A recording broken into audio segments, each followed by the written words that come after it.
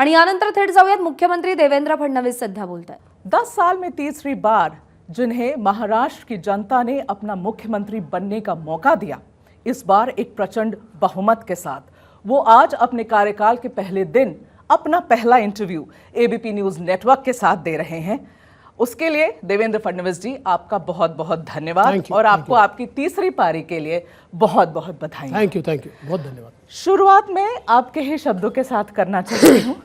आप पिछली बार विपक्ष में थे, आपने फेमसली ये लाइंस कही थी कि मेरा पानी उतरता देख मेरे किनारे पर घर मत बसा लेना, मैं समंदर हूँ, लौट के वापस आऊँगा। जब आपने ये कहा था फडणवीस जी, उस वक्त बहुत मजाक उड़ाया गया था आपका। विपक्ष के लोगों ने अपने भाषणों में बहुत खिल्ली उड़ाई थी, आपके इन शब्दों की मीम्स बनी थी। उन सब को आपने गलत साबित किया है। मैं पूछना चाहती हूँ, क्या जवाब देंगे उन सबको जिन्होंने आपको कंप्लीटली राइट ऑफ कर दिया था? देखिए, मैं तो उनका आभार व्यक्त करता हूँ, क्योंकि जिस प्रकार से उन्होंने मुझे टारगेट किया, महाराष्ट्र की जनता को भी ये पसंद नहीं आया। और दूसरा, लगातार जब वो मुझे पर्सनली टारगेट करते रहे, मेरे परिवार को टारगेट करते रहे, मेरी पार्टी को टारगेट करते रहे, तो इससे मुझे एक बहुत आत्मिक बल मिला कि मुझे लड़ना है। एक लड़ने की ताकत मुझे मिली और मैंने वो लड़ाई लड़ी और बहुत संयम के साथ लड़ी। मैंने कभी भी पलटवार इस प्रकार से नहीं किया कि जो उनके स्तर का पलटवार हो।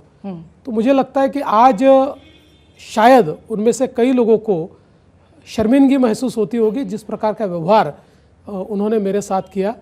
मैंने तो 2022 में जब उप मुख्यमंत्री बना, तभी मैंने कह दिया था कि मैं सबसे बदला लूँगा और मेरा बदला ये है कि मैंने सबको माफ़ कर दिया। तो मैंने सबको माफ़ कर दिया है।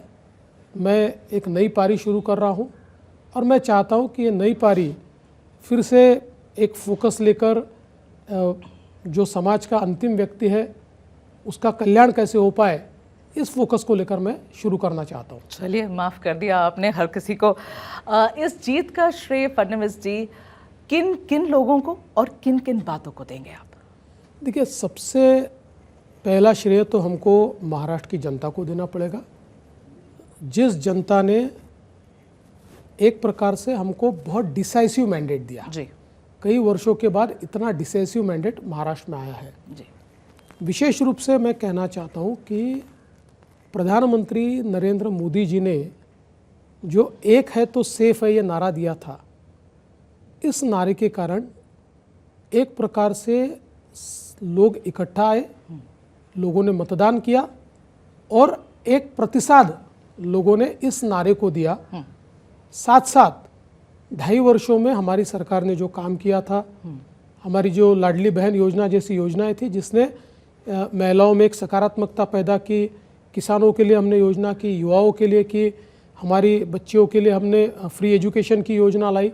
तो मुझे लगता है कहीं ना कहीं इन योजनाओं का भी फायदा हमको हुआ और एक प्रकार की प्रो इनकम्बेंसी महाराष्ट्र में हम लोग तैयार कर पाए।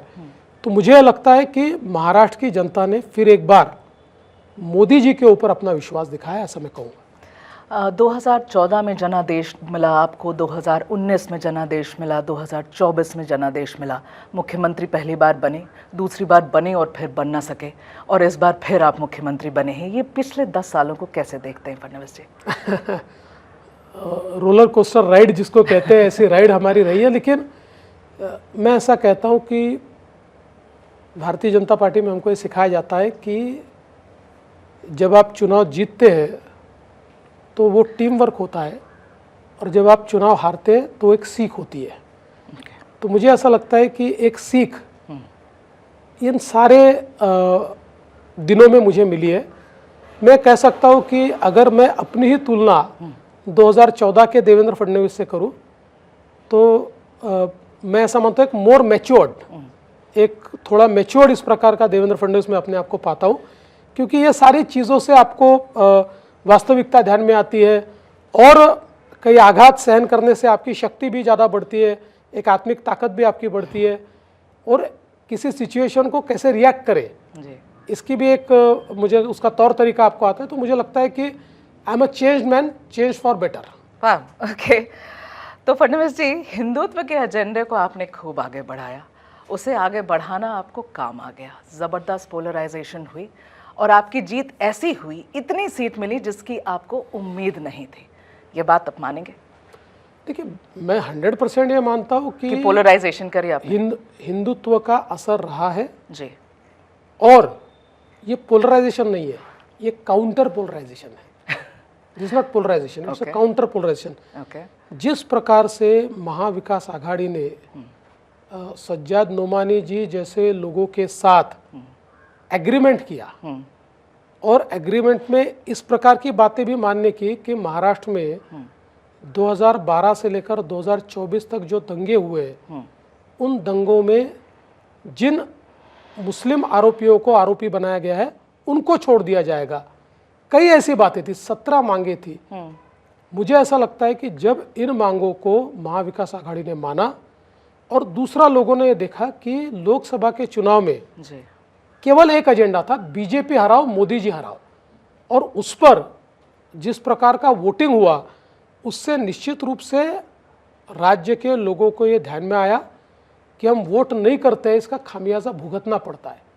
तो लोगों ने 5-5.5% वोट बढ़ा। ये मुझे ऐसा लगता है कि पिछले 3-4-5 दशकों का सबसे ज़्यादा वोटिंग हुआ है। जी। तो ये वोटिंग निश्चित रूप से हुआ। इसको पोलराइजेशन नहीं कहा जा सकता, ये काउंटर पोलराइजेशन था। जब आप किसी को दबाते हो तो और ताकत से वो उभरता है। उस प्रकार से जो महाराष्ट्र का या देश का हिंदू समाज था, उसको जिस प्रकार से दबाने की कोशिश या जिस प्रकार से उसको हतोत्साहित करने की कोशिश ये कांग्रेस ने और उनके नुमाइंदों ने की, और लोकसभा में जब लोगों के ध्यान में आया तो निश्चित रूप से लोगों ने एक प्रकार से उसकी रिएक्शन दी है। तो ये हिंदू समाज का काउंटर रिएक्शन है। देखिए, केवल किसी भी चुनाव का आकलन करते हुए आप एक चीज़ के ऊपर चुनाव नहीं होता है। जी। हम लोगों ने प्रो इनकम्बेंसी भी क्रिएट की थी। हमारी जो स्कीम्स है, उन स्कीम्स ने, हमारे विकास के कार्यों ने लोगों के मन में ये गति से काम करने वाली सरकार है, ये लोग काम करना चाहते हैं, इस प्रकार का नैरेटिव तैयार किया था। मुझे लगता है ये सारी चीज़ें एक साथ आई और इसके कारण एक लैंडस्लाइड विक्ट्री मिली। ओके। फडणवीस जी, आपके कैंपेन के दौरान मैंने आपके साथ एक इंटरव्यू किया था नागपुर में। उस वक्त आप बड़े हिंदुत्व को लेकर काफ़ी आक्रामक मोड में चल रहे थे, इसलिए मुझे भी आपसे काफ़ी मुश्किल सवाल करने पड़े थे उस इंटरव्यू में। लेकिन उस इंटरव्यू के बाद इतनी बड़ी जीत मिली आपको, और मुझे लगा कि आपके स्वर बदलेंगे उसके बाद फडणवीस जी, लेकिन जीतने के बाद भी आपकी पहली ट्वीट यही है, एक है तो सेफ है। कल स्वेरिंग इन के पहले आपने गौ पूजा करी। जब नेता गायों के साथ फोटो खिंचाते, चारा खिलाते, but you were kissing the head of a cow yesterday, you put that picture on your Instagram. क्या समझाया जाए फडणवीस जी कि पूरा फोकस हिंदुत्व पे अभी भी रहेगा या आप डेवलपमेंट की तरफ अब नज़र घुमाएंगे अपनी? देखिए, हिंदुत्व और डेवलपमेंट ये दोनों एक ही सिक्के के दो पहलू हैं। ये नहीं है। बिल्कुल है। देखिए, आप लोगों का प्रॉब्लम ही ये है कि आप इसको आइसोलेट करते हैं, ठीक है, और हिंदुत्व को समझने की गलती करते हैं। आप लोग हिंदुत्व को एक पूजा पद्धति के रूप में देख रहे हैं। हिंदुत्व एक पूजा पद्धति नहीं है, ये वे ऑफ लाइफ है। हिंदुत्व में एक्सक्लूजन नहीं है, हिंदुत्व इंक्लूसिव है। इसलिए हम हिंदुत्व ही कहेंगे, पर हमारे हिंदुत्व में सभी को जगह है। किसी की पूजा पद्धति अलग हो सकती है। आज भारत के जो मुसलमान हैं, इनकी पूजा पद्धति अलग हो सकती है, लेकिन ये कोई अरबस्तान से आए हुए मुसलमान तो नहीं है। वो तो चले गए, जो आए थे ताशकंद से, अजरबैजान से और मंगोलिया से जो आए थे वो तो चले गए। ये तो मैं ऐसा मानता हूँ कि पूर्वाश्रम के ये हमारे हिंदू है, ये हमारे भारतीय है, इसलिए यहाँ पर पूजा पद्धति से कोई भेद नहीं है। हमारा हमेशा ये कहना होता है कि इस भारत की परंपरा है, संस्कृति है। जैसे आपने गाय की बात कही, आज पूरी दुनिया मान रही है और भारत का एक एक व्यक्ति मान रहा है कि हमारा गोधन कम हुआ, इसके कारण हमको ज़्यादा उर्वरा इस्तेमाल करना पड़ा, तो हमारी खेती खराब हो गई। आज हम वापस ऑर्गेनिक खेती की तरफ जा रहे हैं और सब लोग ये मानते हैं कि गायों के बिना या गोधन के बिना आज हम लोग हमारी नेचुरल फार्मिंग की ओर नहीं जा सकते। आज कैंसर जैसी बीमारियां जो हो रही है, इसमें लोग ये कहते हैं कि हमारे इसमें इतने ज़्यादा हम उर्वरकों का इस्तेमाल करते हैं, जो हम लोग अनाज पैदा करते हैं, तो इसलिए नेचुरल खेती की ओर जाइए। तो मुझे लगता है कि हमारी परंपरा में हमने जो ईश्वर का दर्जा पेड़ों को दिया, हमने नदियों को माताओं का या हमारी देवियों का दर्जा दिया, हमने गाय को ईश्वर का दर्जा दिया, इसीलिए दिया क्योंकि हमारे पूर्वज जानते थे कि इनकी पूजा करेंगे तो हम जिएंगे, इनका संवर्धन करेंगे तो हम जिएंगे। तो मुझे लगता है कि हिंदुत्व को संकुचित विचारों से नहीं देखा जाना चाहिए। हम हिंदुत्व की बात करेंगे, लेकिन हमारा हिंदुत्व ये व्यापक हिंदुत्व है और हिंदुत्व और डेवलपमेंट इनको अलग नहीं किया जा सकता। ठीक है फडणवीस जी, आपको हिंदुत्व का नया पोस्टर बॉय के रूप में अब देखा जा रहा है, मगर ऐसा है कि आपके पार्टी में अब हिंदुत्व के 3 पोस्टर बॉय हैं। उत्तर प्रदेश के मुख्यमंत्री योगी आदित्यनाथ, असम के मुख्यमंत्री हेमंत बिस्वा शर्मा और महाराष्ट्र के मुख्यमंत्री अब देवेंद्र फडणवीस जी। अगर आपकी और योगी जी की कंपैरिजन की जाए, लगभग एक ही उम्र के हैं, 2 साल का अंतर है। आप दोनों बहुत बड़े राज्य संभाल रहे हैं भारतीय जनता पार्टी के लिए। एक राज्य से 80 सीटें, आपसे 48 सीटें। आप दोनों की style of functioning almost same है, ब्यूरोक्रेसी पर बहुत होल्ड है, बहुत आक्रामक हैं आप दोनों, यू वेरी अग्रेसिव। आप दोनों को आरएसएस का बहुत साथ है। क्या ये समझा जाए कि आप जैसे नेता ही भारतीय जनता पार्टी के अब भविष्य हैं? पहली बात तो मैं ये कहना चाहता हूँ कि हिंदुत्व को पोस्टर बॉय की आवश्यकता नहीं है। और हिंदुत्व के, मेरा सवाल वो नहीं था। नहीं, मैं आपके सवाल पे आ रहा हूँ। हिंदुत्व के सबसे बड़े पुरोधा या जिन्होंने कृति से, अपनी कृति से हिंदुत्व क्या है, इंक्लूसिव हिंदुत्व क्या है, ये अगर किसी ने दिखाया तो प्रधानमंत्री मोदी जी ने दिखाया जी। जो भारत की राजनीति में नेताओं को मंदिर जाने में भी अपराध बोध होता था, उनको लगता था कि अकलियतों के, माइनॉरिटीज़ के हमको वोट नहीं मिलेंगे, इसलिए मंदिर भी जाने से डरते थे। मुझे ऐसा लगता है कि एक अपनी संस्कृति, अपनी परंपरा, इसका अभिमान हो, इस प्रकार की परिस्थिति हमारे देश में मोदी जी ने तैयार की है। जहाँ तक भारतीय जनता पार्टी का सवाल है, मैं ऐसा मानता हूँ निश्चित रूप से योगी जी का एक बड़ा योगदान उत्तर प्रदेश में रहा है। हमारे कई बड़े बड़े नेता हैं कि जिनका योगदान है। भारतीय जनता पार्टी में एक लंबी लिस्ट है, जो हमारे नई पीढ़ी है, उस नई पीढ़ी की लंबी लिस्ट है। और मुझे लगता है कि ये भारतीय जनता पार्टी में ही होता है। लोग कहते थे अटल जी, आडवाणी जी के बाद क्या होगा, कहते थे जी। लेकिन भारतीय जनता पार्टी ने नेतृत्व तैयार किया। आज मोदी जी जैसा नेतृत्व तैयार हुआ है। मोदी जी ने हमारे जैसे कई लोगों को यहाँ पर अवसर दिया, तो हमारा भी नेतृत्व अपने अपने राज्य में तैयार हुआ। तो एक पद्धति होती है भारतीय जनता पार्टी में जिसने नया नेतृत्व तैयार होता है। और मुझे ऐसा लगता है कि निश्चित रूप से भारतीय जनता पार्टी की एक हमारी पीढ़ी है, हाँ। उस पीढ़ी में हमको काम करने का अवसर मिलता है। मैं ऐसा मानता हूँ सौभाग्यशाली है। उस लिस्ट के बिल्कुल टॉप पर आप और योगी जी हैं? नहीं, मैं कोई टॉप पर नहीं हूँ। मैं ऐसे किसी भी लिस्ट के टॉप पर नहीं हूँ। मैं लिस्ट में कहीं ना कहीं जरूर रहूँगा, नीचे रहूँगा, मैं टॉप पर नहीं हूँ। ठीक है। इस बार नंबर तो बहुत आए हैं आपको, पहली बार ऐसे नंबर्स आपके पास आए हैं, लेकिन आपके जो 2 डीसीएम हैं, 2 अलग अलग पार्टियां आपके साथ अलायंस में हैं, वो भी ज़मीन पर काफ़ी दमदार हैं दोनों पार्टियां। 2.5 साल आपने सरकार चलाई है, आप डीसीएम थे, ऐसी कोई फ्रिक्शन की बात बाहर आई नहीं, लेकिन फडणवीस जी, मनमुटाव जो होता है आप लोग के बीच में, हम जैसे लोगों को थोड़ी जानकारी तो रहती है, इसलिए इस बात से मना मत करिएगा कि ऐसा नहीं होता है। आपके अब जो डीसीएम है शिंदे जी, वो 2-3 बातें ऐसे कहते हैं जिसे थोड़े eyebrows, you lift your eyebrows and you wonder कि क्यों ऐसा कहा जाता है। उन्होंने ये कहा कल कि मैं कॉमन मैन सीएम था, अब मैं डीसीएम हूँ, डेडिकेटेड टू कॉमन मैन हूँ। अपनी जगह, अपनी पहचान नहीं छोड़ना चाहते हैं वो। उन्होंने ये भी एक स्टेटमेंट दिया कि पिछले 20 सालों में मेरे जैसा पॉपुलर और दिल में राज करने वाला मुख्यमंत्री कभी हुआ ही नहीं, जिसमें आपके भी 5 साल इन्वॉल्व हैं। It includes your 5 years as the chief minister. ऐसी बातों को कैसे जवाब देते, क्या सोचते हैं आप इस बारे में? मुझे ऐसा लगता है कि शिंदे जी ने अच्छा काम किया है। उनको 2.5 साल मिले, उन 2.5 सालों में हम सब उनके साथ में थे। हमारी एक टीम थी, हमारे टीम के मुखिया वो थे, जो मुख्यमंत्री होता है मुखिया होता है। तो हमारी सरकार ने अच्छा काम किया है। और निश्चित रूप से मैं ऐसा मानता हूँ कि शिंदे जी ने लोगों के मन में अपनी एक जगह बनाई है। और मेरा कोई सहयोगी अगर लोगों के मन में जगह बनाता है तो उससे मुझे कोई संकोच नहीं है।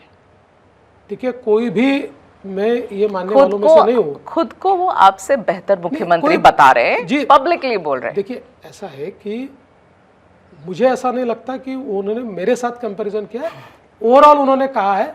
लेकिन मैं ऐसा मानता हूँ कि अगर ये भी कोई कहता है कि मुझसे अच्छे मुख्यमंत्री वो थे, तो मुझे कोई दुख नहीं है, क्योंकि मेरे पार्टी के और उनके सफलता में मेरा भी योगदान है, मेरा सहयोग है। मैं उनके साथ रहा हूँ, मैंने बहुत महत्वपूर्ण विभाग उनके साथ संभाले, उन विभागों ने भी परफॉर्म किया है। तो मुझे इसमें कोई, देखिए मैं कोई बेस्ट सीएम बनने के लिए तो यहाँ आया नहीं हूँ, मैं तो जनता का काम करने के लिए आया हूँ। तो पदवी तो जनता देगी, जो देनी है वो देगी। ये जो देरी हो रही थी फडणवीस जी, और एक्चुअली सच में भी देरी हो रही थी सरकार बनाने में, बहुत सोशल मीडिया पे मीम्स चलने लगे थे आपके और अजीत पवार के, और मीम्स में ऐसे दिखाया जा रहा था जैसे अजीत पवार आपसे कह रहे हैं कि चलो देवेंद्र जी एक बार फिर सुबह सुबह शपथ निपटाते हैं, शिंदे जी नहीं मान रहे तो क्या बात है, अपन दोनों साथ में शपथ निपटाते हैं, क्योंकि नंबर की तो परेशानी थी नहीं, दिक्कत थी नहीं। पूछना चाहती हूँ कि ऐसा कुछ प्रपोजल आया था अजीत पवार के साथ? बिकॉज देरी तो बहुत हुई थी। ऐसा कोई प्रपोजल नहीं था। हाँ, लेकिन मैं भी ये चीज़ मान्य करता हूँ कि बहुत मज़ेदार मीम्स बने और उससे बहुत ज़्यादा एंटरटेनमेंट हुआ, और हमने भी तीनों ने एक दूसरे को शेयर किए, हमने एक दूसरे को मीम्स बताए। एक मीम ऐसा था कि जिसमें अजीत पवार जी बैठे हुए थे, पीछे उप मुख्यमंत्री रखा हुआ था, और वो कह रहे कि अरे भाई किसी को तो बैठा हो, मैं तो परमानेंट हूँ। तो ऐसे कई मीम्स वहाँ पर बने। हाँ। पर मैं आपको देखिए, मैं ये नहीं कहता कि कोई मीडिया को मैं गलत नहीं साबित करना चाहता हूँ, लेकिन जिस प्रकार से मीडिया में आ रहा था कि शिंदे जी नाराज़ है, शिंदे जी नहीं बनना चाहते, ऐसी परिस्थिति नहीं थी। जिस समय मैंने शिंदे जी के साथ बातचीत की और मैंने उनको कहा कि देखिए मैं भी नहीं बनना चाहता था, लेकिन मेरी पार्टी ने मुझे जब बनने को कहा तो मेरे ध्यान में आया कि सरकार अगर चलानी है तो पार्टी का जो मजबूत व्यक्ति होता है, जिसको अधिकार होता है, वो व्यक्ति सरकार में होता है तो पार्टी भी चलती है, नहीं तो पार्टी को भी कहीं ना कहीं। तो उन्होंने बिल्कुल 1 मिनट में उस बात को मान्य किया। उन्होंने कहा कि ठीक है, मेरा कोई ये विषय नहीं, मैंने तो आप मुख्यमंत्री थे तब मैं मंत्री था, तो आपके साथ काम करने में मुझे कोई दिक्कत नहीं है। बाकी चर्चाएं हमारी चल रही थी। देखिए अल्टीमेटली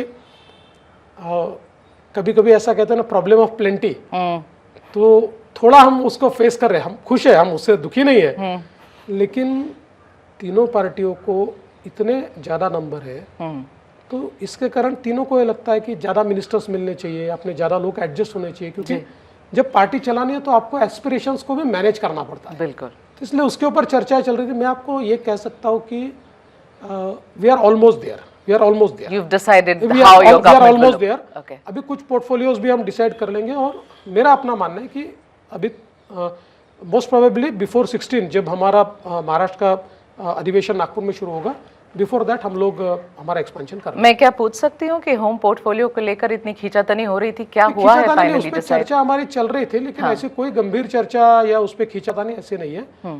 देखिए नॉर्मली क्या होता है, होम होता है, फाइनेंस होता है, यूडी होता है, ऐसे कुछ पोर्टफोलियोज जो होते हैं, ये एक प्रकार से डिफाइनिंग इस प्रकार के पोर्टफोलियोज होते हैं। तो 3 पार्टियां हैं, तो तीनों को उचित इज्जत दी गई है। देखिए क्या होता है, एक काम भी होता है और एक परसेप्शन भी होता है। पॉलिटिक्स में परसेप्शन भी बहुत महत्वपूर्ण होता है। तो परसेप्शन वाइज भी तीनों पार्टियों को ठीक न्याय मिला है, ये दिखाना भी बहुत जरूरी होता है। तो इसके लिए चर्चा चल रही है। क्या होम आप रख रहे हैं? देखिए अभी इसका अंतिम फैसला जब होगा तो मैं आपको बताऊंगा। फडणवीस जी, ये जो पिछले 5 साल थे महाराष्ट्र में, यहाँ की राजनीति एक बहुत ही निम्न स्तर तक गई। It just went really down in the dumps. तोड़ फोड़ की राजनीति हुई, आपको उसके लिए बहुत जिम्मेदार ठहराया जाता है। आपने बहुत पार्टियां तोड़ी फोड़ी, इतना कि बियॉन्ड रिकग्निशन हो गया। सिर्फ आप नहीं, बहुत लोगों ने बहुत चीज़ें करी हैं। पर मैं ये सवाल आपसे पूछना चाहती हूँ फडणवीस जी, क्या इसके सुधार के लिए इस 5 साल में ऐसी बहुमत के साथ आप कोई भी कोशिश करेंगे? Because it's really not at the level. मैं ऐसा मानता हूँ कि हम लोगों को जनता ने बहुत अच्छा बहुमत दिया है। एक स्टेबल गवर्नमेंट जनता चाहती है, हम स्टेबल गवर्नमेंट देने का प्रयास करेंगे। और मैंने कल भी इस बात को कहा कि महाराष्ट्र की एक राजनीतिक संस्कृति ये बहुत पहले से रही है, जिसमें संवाद का महत्व बहुत ज़्यादा रहा है जी। अनफॉर्चुनेटली 2019 से 2024 तक ये जो डायलॉग, ये जो संवाद है, इस संवाद में कुछ रुकावटें आई है जी। हालांकि अभी भी ऐसी परिस्थिति नहीं है जैसे साउथ के राज्यों में देखने को मिलता है कि खून के प्यासे, ऐसी अभी भी राजनीति यहाँ नहीं है, लेकिन फिर भी मैं ऐसा मानता हूँ कि जितना अच्छा डायलॉग मैं 2019 तक देखता था वो शायद नहीं रहा है। मेरी प्रायोरिटी होगी कि मैं डायलॉग इस्टेब्लिश करूँ, इसलिए मैंने कहा हमारी विरोधी पार्टियों की संख्या क्या है जी इसके आधार पर हम उनका आकलन नहीं करेंगे। हम डेमोक्रेसी में उनका महत्व समझते हुए उनके साथ व्यवहार करेंगे। तो विपक्ष जो कमज़ोर हुआ है देवेंद्र फडणवीस जी, बहुत कमज़ोर हुआ है विपक्ष। मेरे 2 सवाल हैं, क्या उनमें से कुछ आपसे टच में है, क्योंकि कुछ लोग आपके घर आते हुए दिखे थे, पहली बात। दूसरी कि अगर हैं और आना चाहते हैं तो क्या भारतीय जनता पार्टी उनको लेने के लिए तैयार है? देखिए, जहाँ तक विपक्ष का सवाल है, जो चुनकर आए हैं उसमें से 30-32 लोग तो मेरे मित्र हैं, यानी वो कोई अपनी पार्टी छोड़ के मेरे आएंगे ऐसी परिस्थिति मित्रता नहीं पे है। सवाल नहीं है, क्या नहीं, वो मैं वही आना कह रहा हूँ, चाहते हैं इसलिए टच में? इसलिए मेरे घर पे आते हैं। देखिए, मेरा कई लोगों से व्यक्तिगत संबंध रहा है इतने सालों से। अब मुझे 25 साल विधानसभा में हो गए जी और सभी से मित्रता है। मेरा एक स्वभाव है, जो मेरे पास आता है मैं उसका स्वागत करता हूँ। तो इसलिए अभी कोई हमारा ऐसा प्लान नहीं है कि कोई हम लोग किसी को ले वगैरह, ऐसा कोई प्लान चल नहीं रहा है। अगर कोई आना चाहता है तो अभी की परिस्थिति में हमारे, मुझे ऐसा लगता है कि विधानसभा के कुछ कानून भी है, जी उसको तोड़कर तो नहीं। पिछले बार पार्टियां आई जी इसलिए हम ले पाए, जी। इंडिविजुअल्स को थोड़ी ले सकते हैं। पर कोशिश कर रहे हैं क्या वो नहीं, आपके कोई- पास आने की? देखिए, कोशिश करने की आवश्यकता ही नहीं है। इतना मैंडेट मिलने के बाद आप नहीं, वो मुझे ऐसा लगता है आपने बहुत जल्दी ये सवाल पूछा है, कुछ दिनों के बाद पूछिए तो बताऊंगा। ओके फडणवीस जी, लास्ट 2 सवाल मेरे। आर्थिक स्थिति स्टेट की अच्छी नहीं है, it's not good at this moment. Financial surplus में महाराष्ट्र को लाने के लिए देवेंद्र फडणवीस जी क्या सोच रहे हैं? कि फाइनेंशियल सरप्लस में लाने का तो मेरा कोई विजन नहीं है। इसका मैं कारण कहता हूँ कि हम लोग जिस समय एक डेवलपिंग नेशन की इकोनॉमी को देखते हैं, तो डेवलपिंग नेशन की इकोनॉमी में पैसा सही इन्वेस्ट होना चाहिए।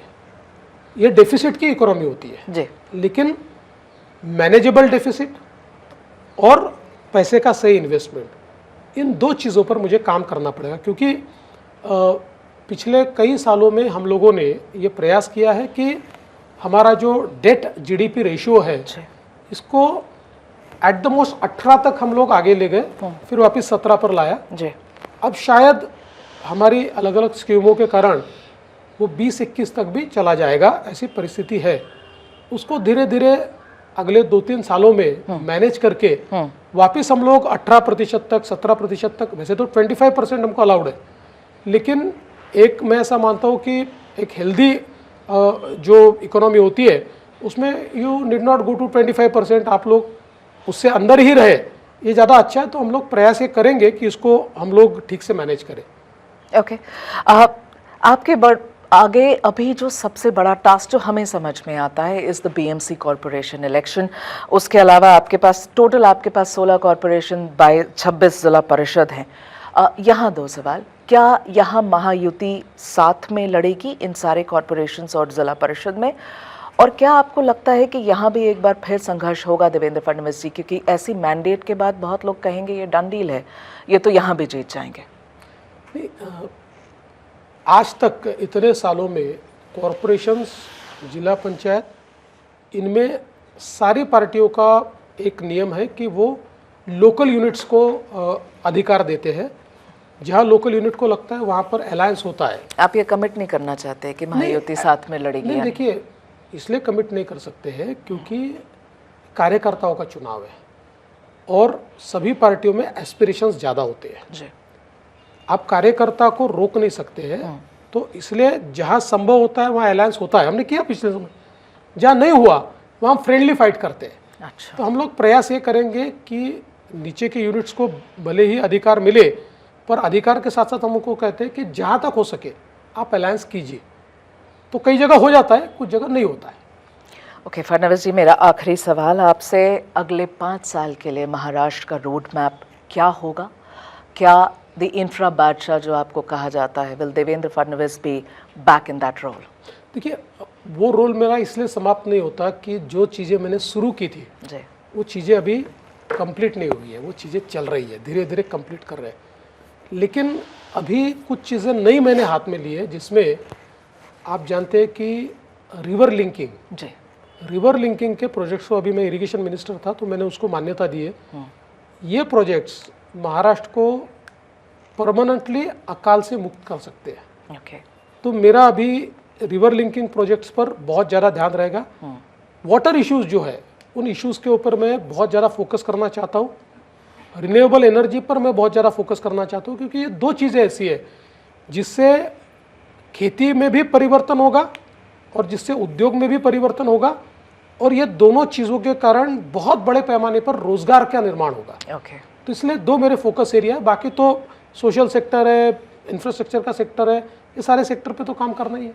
इतने सारे प्लान्स है फडणवीस जी, क्या भारतीय जनता पार्टी फाइनेंस का पोर्टफोलियो भी अपने पास रखना चाहेगी?